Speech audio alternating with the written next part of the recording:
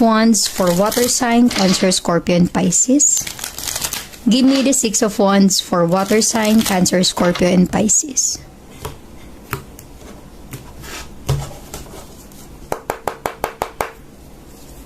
You have the Five of Swords, an air sign. The Seven of Wands, a fire sign. Definitely, this is some kind of a promotion. At ikaw yung nagwagi, water sign. Ikaw yung nakuha, ikaw yung natanggap. Ang dami mong kakumpetensya, Five of Swords.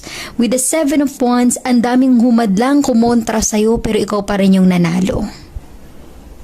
Resonate as it is, kung ano man nangyayari sa sitwasyon mo ngayon. Pero nafe-feel ko sa energy na ito, para bang there is something going on sa buhay mo na may mga tao sa paligid mo na kailangan mong lagpasan or higitan para masabing sa'yo or ikaw yung nagwagi, you have this victory in your life. Gaya ng iba, promotion, marami kang kakumpetensya sa trabaho pero ikaw yung natanggap, ikaw yung napili, ikaw yung na-promote kasi ikaw yung suitable sa job na yon. Okay? Kung sa business naman, ganun din. Marami kang kakumpetensya pero kailangan mong mag-stand out. Kahit gaano kadami yung competition sa paligid, kailangan mong makayanang magtagumpay kung gusto mo talaga na makuha or makamit yung ninanais mo, yung recognition na gusto mo for sign. I mean, water sign, Cancer, Scorpio, and Pisces.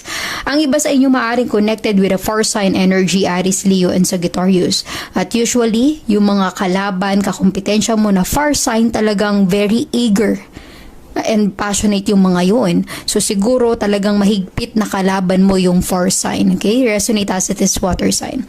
Cancer, Scorpio, and Pisces. Mahigpit na kalaban or kakumpetensya mo yung fire sign energy. I'm really getting that kind of vibe. Okay? Pero nafe-feel ko sa'yo, water sign, Cancer, Scorpio, and Pisces, maaaring nakuha mo yung gusto mo. Ganun din sa love life, sa relationship.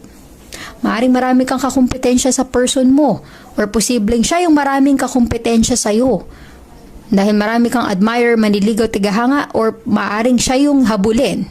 Okay? Kung ano man ang senaryo mo, water sign, Cancer, Scorpio, and Pisces, it really feels na nahihigitan mo yung mga kalaban or mga kakumpetensya.